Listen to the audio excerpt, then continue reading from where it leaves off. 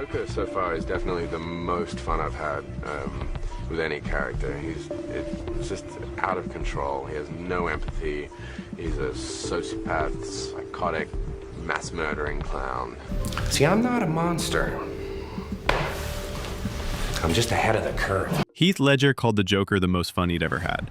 A psychopathic, mass-murdering clown with zero empathy. 6 months after he said those words, he was dead. At 28. I spoke to Heath Ledger 3 hours or 4 hours before he died, and he seemed to be having a miserable time sleeping. 3 hours before his death, he couldn't sleep. His mind was racing. His body was exhausted. And the conspiracy theories that followed would haunt his legacy forever. He called me one day from the set, really upset. He was having a hard time, and he was struggling, just a crisis of confidence. What really happened during those final months of filming? The breakdown was worse than anyone knew. And the truth about Heath Ledger's Joker is more disturbing than the performance itself. November 2006. Christopher Nolan offers Heath Ledger the role of the Joker in The Dark Knight. Ledger accepts immediately, telling Nolan he knew within 5 seconds exactly how he would play the character. But what seemed like artistic clarity was actually the beginning of a dangerous descent. Ledger had months to prepare before filming began, and he chose to spend that time alone, cut off from everyone, diving deeper into the mind of a psychopath than anyone realized. He checked into a London hotel room and didn't come out for 6 weeks. Inside that room, Ledger created what would become known as the Joker Diary, a disturbing collection of images, writings, and character notes written entirely in the Joker's voice. He filled pages with pictures of hyenas laughing, Alex DeLarge from A Clockwork Orange, clowns with dead eyes, and comic strips depicting violence and chaos. He scribbled the Joker's thoughts in frantic handwriting, experimenting with different voices and laughs, recording himself over and over, until he found the perfect mix of menace and insanity. It was one of those moments where I was asked if I would be interested in playing the Joker, and I knew 5 seconds later exactly how to play it. Nolan had given Ledger specific homework. Read Anthony Burgess's A Clockwork Orange and study the paintings of Francis Bacon. Both are nightmarish explorations of violence, chaos, and the darkest corners of human nature. Ledger immersed himself completely, surrounding himself with disturbing imagery, isolating from friends and family, and methodically building a character with no empathy, no conscience, no humanity. His friends grew concerned. This wasn't normal preparation. Ledger had always been dedicated to his roles, but this was different. He wasn't just playing a character. He was becoming someone terrifying. And the scariest part was how excited he seemed about it. In interviews during this period, Ledger spoke about the Joker with genuine enthusiasm. He described him as a psychopathic, mass-murdering, schizophrenic clown with zero empathy. And he said it with a smile. The isolation took its toll quickly. Ledger's longtime struggle with insomnia, which his ex-girlfriend Michelle Williams described as chronic, became exponentially worse during this preparation period. His mind was racing constantly, turning over the Joker's psychology, his motivations, his voice, his laugh. Ledger couldn't turn it off. Even when he wanted to sleep, his brain kept working, kept thinking like the Joker, kept spiraling deeper into darkness. I spoke to Heath Ledger 3 hours or 4 hours before he died, and he seemed to be having a miserable time sleeping. By the time Ledger emerged from that hotel room and arrived on the Dark Knight set in early 2007, he had created something extraordinary. His Joker was unlike anything anyone had seen before. More terrifying, more unpredictable, more real than Jack Nicholson's theatrical version or Cesar Romero's campy TV portrayal. But Ledger had also done something to himself in that room. He'd opened a door in his mind that he couldn't close, and the consequences would be fatal. When Heath Ledger first walked onto the Dark Knight set in full Joker makeup, the reaction from cast and crew was immediate and visceral. Fear. Christian Bale later admitted that Ledger completely ruined his plans for how to approach their scenes together. Bale had prepared extensively for the Batman vs. Joker confrontation, but the moment he saw Ledger's performance, he realized nothing he prepared would work. Ledger was so much more interesting, so much more terrifying than anything Bale had anticipated. The interrogation scene between Batman and the Joker was the first major scene they filmed together, and it set the tone for everything that followed. Ledger had asked Bale to actually hit him during filming, not stage punches, but real hits. Bale agreed. Director Christopher Nolan watched in amazement as Ledger absorbed the punches and kept performing, using the physical pain to fuel the Joker's manic energy. Nolan later called it his favorite scene in the entire film, saying he'd never seen anybody sell a punch the way Heath was able to. Never start with the head. The victim gets all fuzzy. He can't feel the neck. See? But the most disturbing aspect of Ledger's performance wasn't what happened in front of the camera. It was what happened between takes. Cast and crew members reported seeing Ledger snarling to himself when the cameras weren't rolling, pacing in character, muttering the Joker's lines under his breath. He carried his Joker diary with him everywhere on set. Whenever there was downtime, he'd pull it out and read through it, instantly slipping back into the character's headspace like flipping a switch. The makeup and wardrobe process became ritualistic. Ledger worked closely with makeup artist John Caglione and costume designer Lindy Hemming to create every detail of the Joker's appearance. Unlike previous versions where the Joker's white face came from falling into a vat of chemicals, Ledger's Joker wore smeared makeup that looked like it had been hastily applied by someone who didn't care about looking presentable, only about looking frightening. The makeup was deliberately messy, cracked, revealing the scars underneath. It was chaos made visible. Ledger was so involved in the creative process that Nolan gave him permission to shoot and direct the Joker's threat videos himself. The recordings where the Joker terrorizes Gotham with kidnapped victims. Ledger took multiple takes, making each one different, experimenting with different levels of menace and dark humor. Nolan was so impressed with the first video that he didn't even attend when Ledger shot the second one. He trusted Ledger completely to embody the character without supervision. See, I'm not a monster. I'm just ahead of the curve. Have all these rules and you think they'll save you. The problem was that Ledger couldn't turn the character off when filming ended for the day. Unlike other roles where actors can separate themselves from their characters, the Joker had gotten inside Ledger's head. The darkness, the chaos, the complete absence of empathy, it stayed with him. He'd go back to his apartment after 14-hour shoots and his mind would still be racing with the Joker's thoughts. The laughter, the schemes, the violence. It never stopped. Christian Bale noticed something was wrong. During one conversation, Ledger confided that he was having trouble sleeping, that his body was exhausted, but his mind wouldn't shut down. Bale, like everyone else on set, assumed it was just the intensity of the role, that once filming wrapped, Ledger would be able to rest and recover. No one realized how bad it had actually gotten. No one knew that Ledger was already taking multiple prescription drugs just to function, just to get through each day. And no one suspected that the worst was still to come. By mid-2007, Heath Ledger was in crisis. The Dark Knight was still filming, and Ledger's insomnia had reached a dangerous level. In an interview with the New York Times published in November 2007, Ledger revealed something that should have been a warning sign to everyone around him. He was sleeping an average of 2 hours per night. 2 hours. His body was exhausted, his mind wouldn't stop, and he was taking increasingly dangerous measures to force himself to sleep. Ledger described his nightly routine to the Times reporter with disturbing casualness. He'd take one Ambien, a powerful prescription sleep medication. When that didn't work, he'd take a second. Even 2 Ambien pills would only put him in a stupor for about an hour before his mind started racing again. Then he'd wake up, still exhausted, his thoughts churning, with the Joker's voice, the character's psychology, the darkness he'd been living in for months. His ex-girlfriend Michelle Williams, who knew him better than almost anyone, later explained that Ledger had always struggled with insomnia. She described him as having uncontrollable energy, a mind that was always turning, always processing, always moving. But what was happening during the Dark Knight was different. This wasn't just his usual restlessness.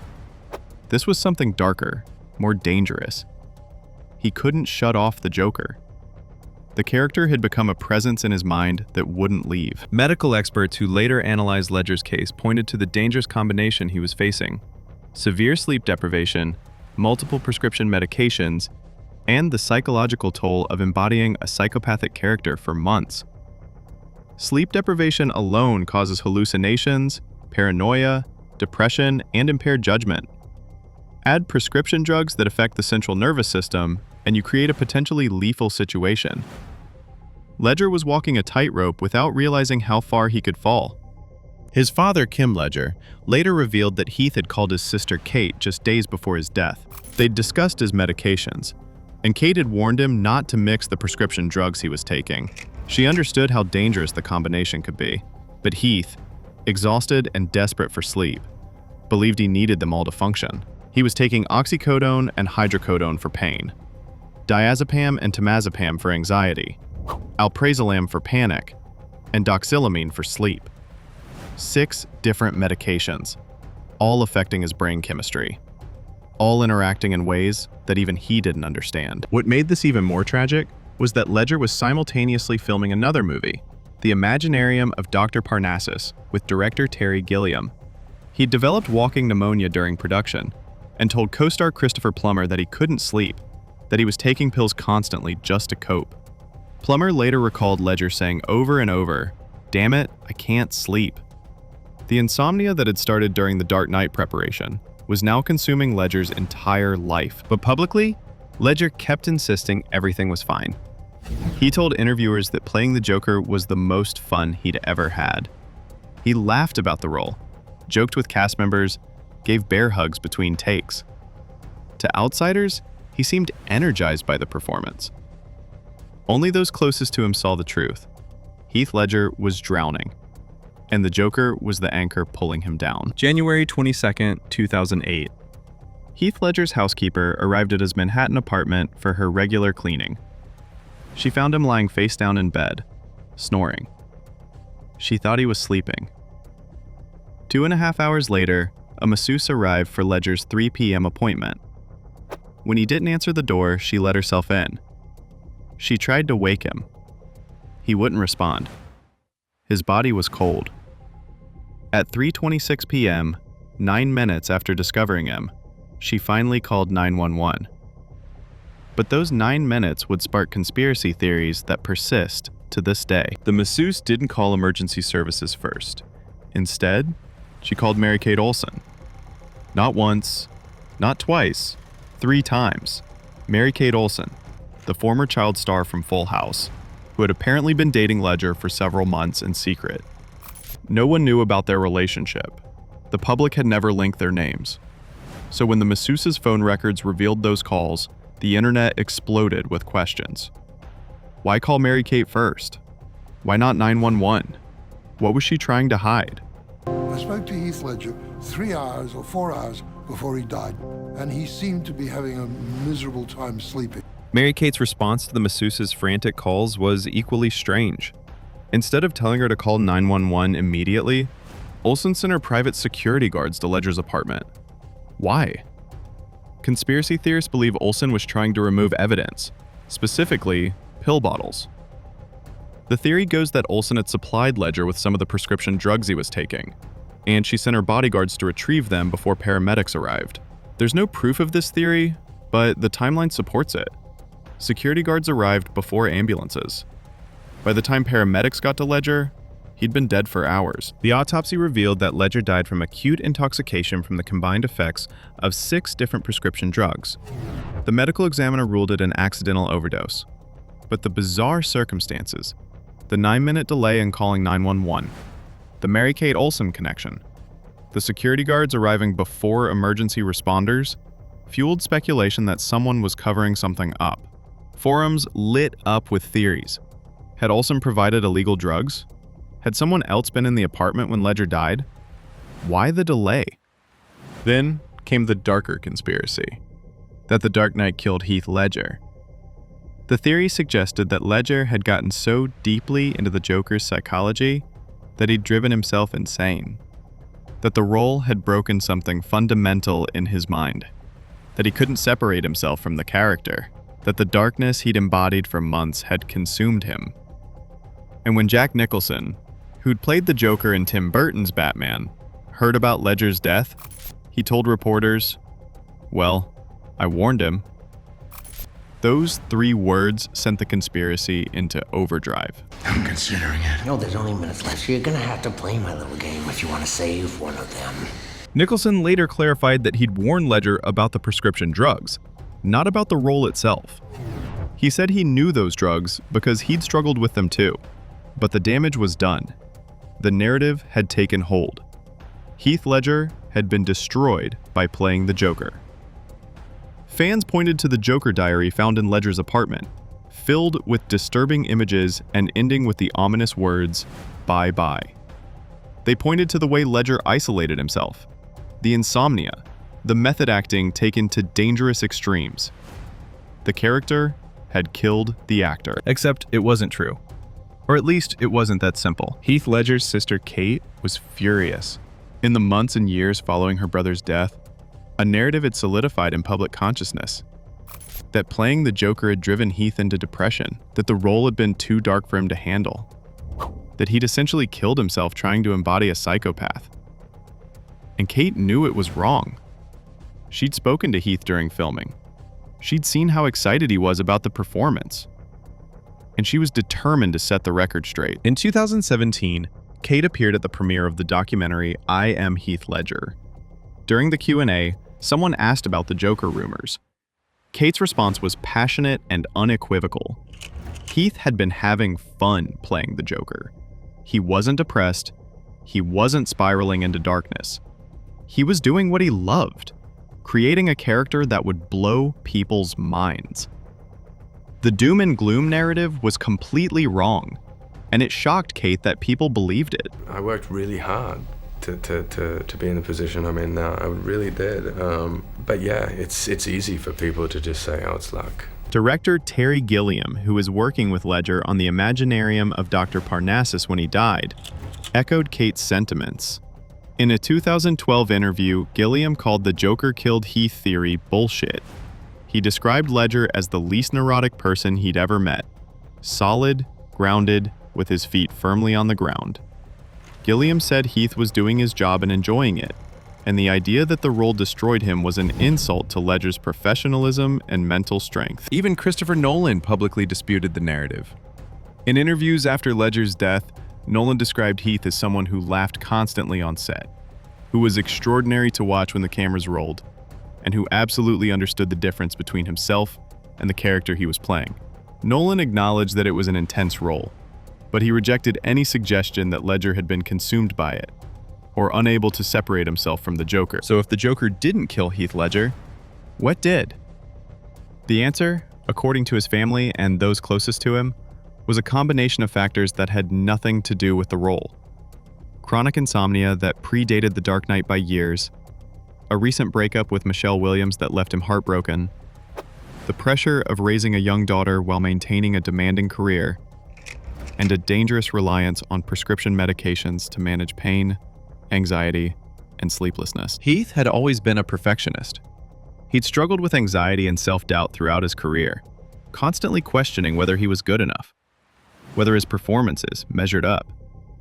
His friend recalled him calling from the set of The Patriot, upset and struggling with a crisis of confidence while working opposite his idol Mel Gibson. That insecurity never left him. Even as he became one of the most acclaimed actors of his generation, Heath Ledger still felt like he wasn't enough. The real tragedy wasn't that the Joker killed Heath Ledger. It was that Heath Ledger had been struggling for years with issues that Hollywood either couldn't see or chose to ignore. The insomnia, the anxiety, the prescription drug dependency, the pressure to constantly deliver Oscar-worthy performances, the isolation that comes with fame. These were the things that killed him. The Joker just happened to be the role he was famous for when he died. Ledger's death sparked a necessary conversation about method acting and its dangers. For decades, Actors have been praised for going to extreme lengths to embody their characters, gaining or losing massive amounts of weight, isolating themselves for months, staying in character between takes, pushing their bodies and minds to the absolute limit. It was seen as the mark of a serious artist. But Ledger's death forced the industry to ask, at what cost? The Joker wasn't Ledger's first intense role. He'd played a closeted gay cowboy in Brokeback Mountain, a role that required him to tap into deep wells of repressed emotion and shame. He'd played a heroin addict in Candy.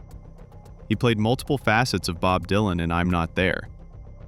Each role required him to transform completely, to find the character somewhere inside himself and bring it to the surface. And each time, it took a toll. Yeah, Todd, I presented us all with a CD that had a selection of songs that particularly pertained to the era and the story that we were telling. And But The Dark Knight was different because of what happened after. Ledger died before the film was released, so his final performance became inseparable from his death. Every scene where the Joker talks about chaos, about plans, about death, took on new meaning. When the Joker tells Batman, "You complete me," audiences saw it as Heath speaking to his own demons. When the Joker laughs maniacally, people wondered if Heath was actually losing his mind. The performance became a Rorschach test for people's beliefs about method acting and mental health. The irony is that Ledger's approach wasn't actually method acting in the traditional sense. Lee Strasberg's method requires actors to draw on their own emotional memories and experiences to create authentic performances. Ledger wasn't doing that. He was creating a character from scratch, building the Joker's voice, movements, and psychology through research and imagination. He isolated himself not to relive trauma, but to concentrate without distraction. He kept a diary not to channel his own pain, but to document the character he was inventing. The real danger wasn't method acting. It was the lack of support systems for actors undergoing intense physical and psychological transformations. No one was monitoring Ledger's mental health during filming.